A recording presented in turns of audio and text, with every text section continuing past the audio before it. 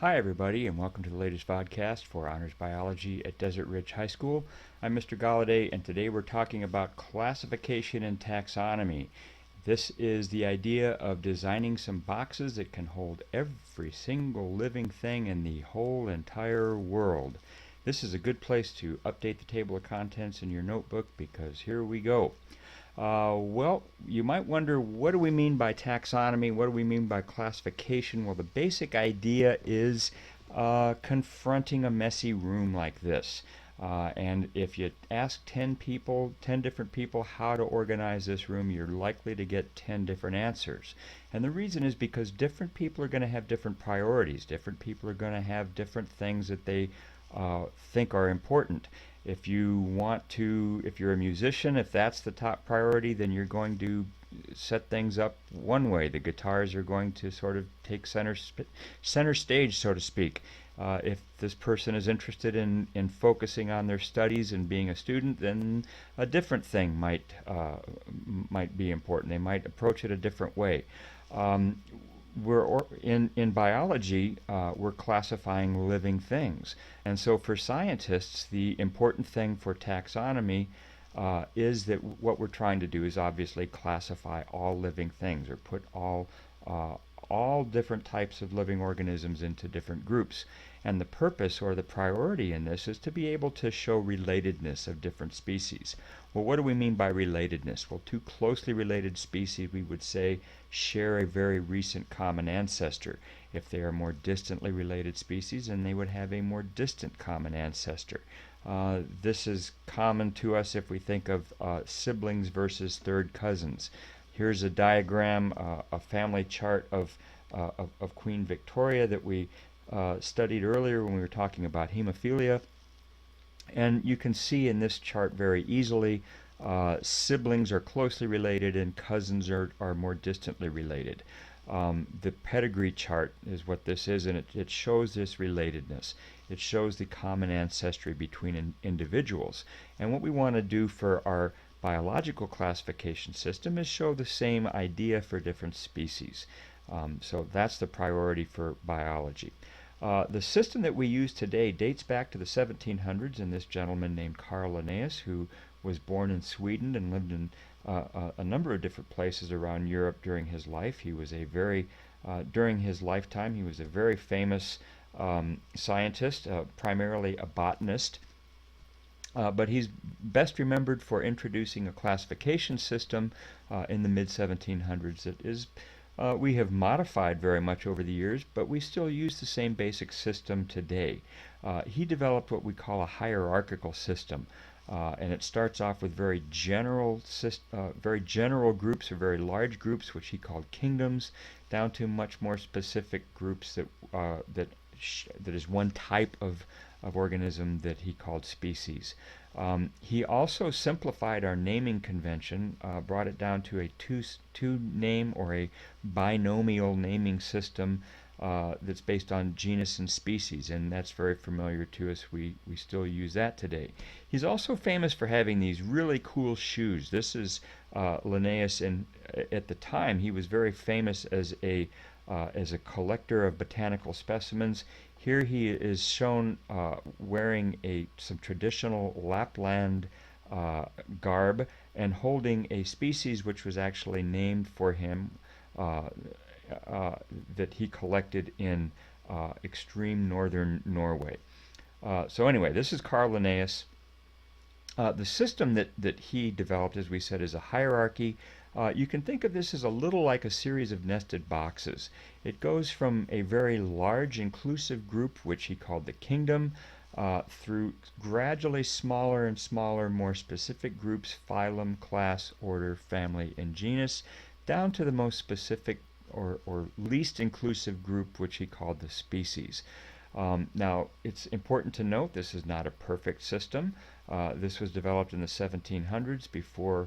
This is well before Darwin, well before Watson and Crick, well before we knew what DNA was. So this idea of species relatedness was very, very hazy at best in the 1700s. But we have adapted this system over the years to make it useful to us today. Here's the basic idea: is a species, if you remember, is one type of living thing, and all species are also members of a genus. A genus is a slightly larger group, which could incorporate at least one, but usually more than one species that all share lots of similarities.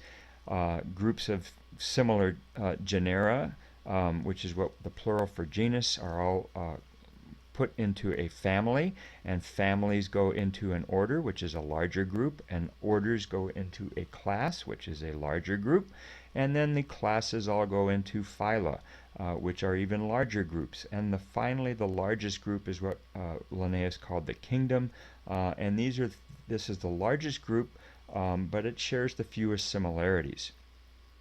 Another way to think about this is you are a citizen of planet Earth.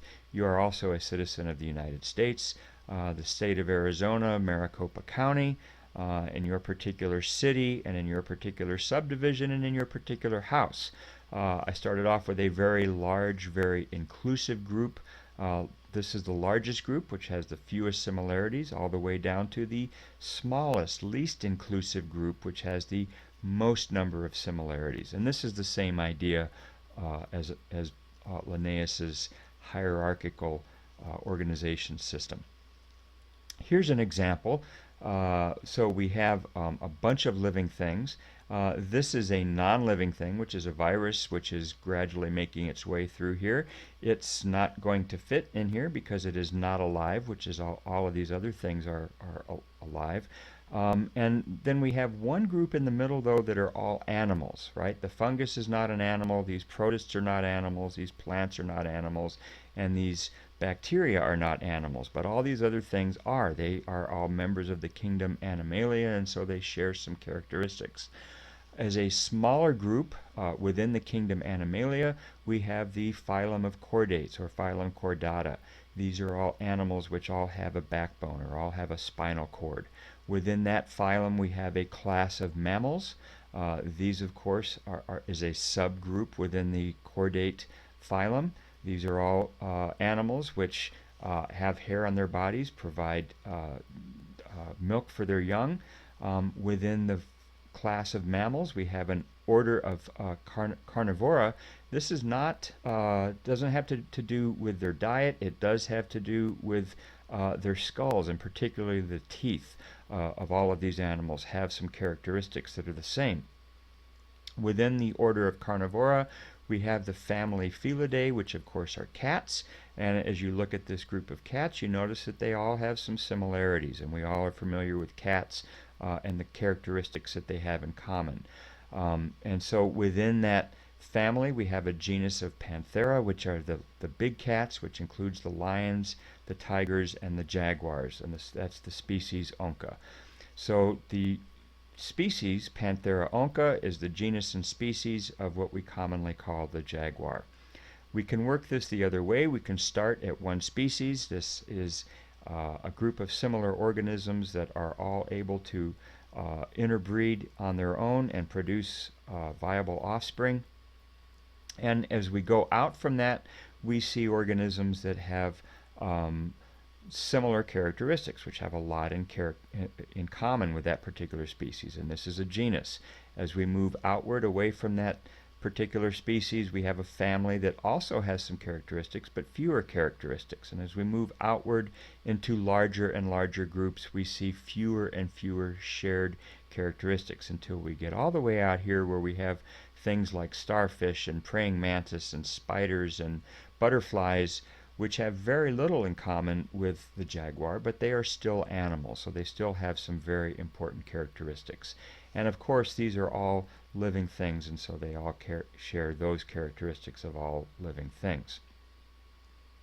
Well, you're going to have to know these groups, right? The kingdom, phylum, class, order, family, genus, and species. And there are some memory tricks for remembering that.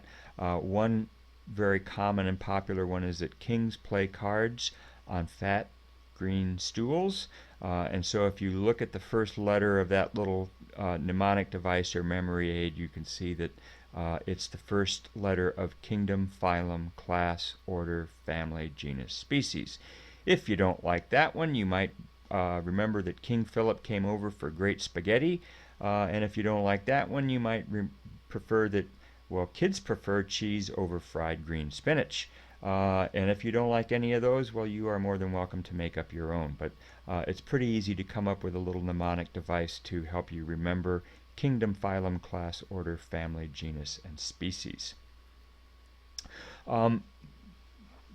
Linnaeus also, as we said, he simplified our way of naming species. Before Linnaeus, there was no standardized way for naming a species, and Linnaeus is probably best remembered for developing this the system that we use today. We use the genus and species in this way to signify a particular species. The genus is always capitalized, the species is not. So the jaguar is Panthera onca. There's our example. The genus and species are always italicized. If you're typing or printing this, you would always put this in italics. Panthera onca would be italicized. If you're handwriting it, then you would underline this. Notice that the genus Panthera is capitalized. The genus is always, the first letter is capitalized, and the species is never capitalized. The species is always written in all lowercase letters. So for Panthera onca, the first letter P in Panthera is capitalized, but then onca is written in all lowercase letters. If you refer to this again later in a written piece, it is acceptable to use the first letter of the genus, so we would refer in later references to Panthera onca, we could just refer to it as P. onca in that way. And these are the naming conventions, or the writing conventions when we write genus and species. Well, I'm going to leave you with this little humorous piece. So if organization is an obsession with you, then maybe you have a future as a taxonomist. But if this is your idea of really precise organization, well, you might want to consider another line of work.